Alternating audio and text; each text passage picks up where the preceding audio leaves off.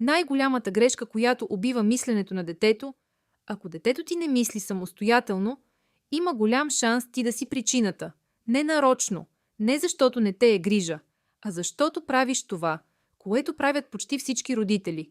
Всеки ден, с малки невидими действия, които изглеждат правилни, но всъщност учат детето ти да не мисли. Остави, аз ще го направя. По-бързо. Не, не така. Звучи познато. Точно така започва.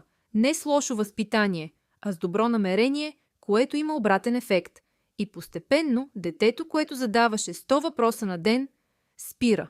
По-малко защо? По-малко опити, по-малко мислене, защото мозъкът му е научил нещо много важно. По-добре да не пробвам, отколкото да сгреша. Но в това видео ще ти покажа какво всъщност е интелигентност, как неволно я блокираш и как да я отключиш. Повечето родители мислят, че умно дете е това, което знае буквите рано, брои бързо, чете първо. Но това не е мислене. Това е запаметяване. Истинската интелигентност е да мислиш, да търсиш решения, да се адаптираш, да създаваш. Между 0 и 5 години мозъкът не просто учи, той се програмира и всеки ден решава да мисля ли сам или да чакам някой да ми каже какво да правя. Бързаш вместо него, поправяш го, показваш му правилния начин и без да осъзнаваш, му отнемаш възможността да мисли. Интелигентността не расте в бързането. Тя расте в опитите, грешките и процеса.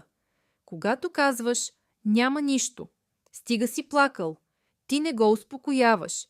Ти му показваш, че това, което чувства, не е важно, а стресираният мозък не мисли добре. Екраните правят едно нещо перфектно – спират детето, но не го развиват. И нещо, което малко родители приемат – скуката е полезна. Там започва мисленето. Когато детето каже «скучно ми е», то всъщност казва «дай ми шанс да измисля нещо». Започни с нещо просто. Вместо да показваш, питай «как мислиш ти? Какво ще стане, ако...» Как можем да го направим по друг начин? Един ден детето ти ще спре да пита защо. И това не е защото е научило всичко, а защото е научило, че няма смисъл да пита. А когато въпросите изчезнат, мисленето изчезва с тях.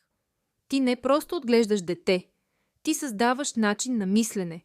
Ако това видео ти помогна, сподели го с родител, който минава през същото и се абонирай за още съдържание, което променя начина, по който виждаш детето си.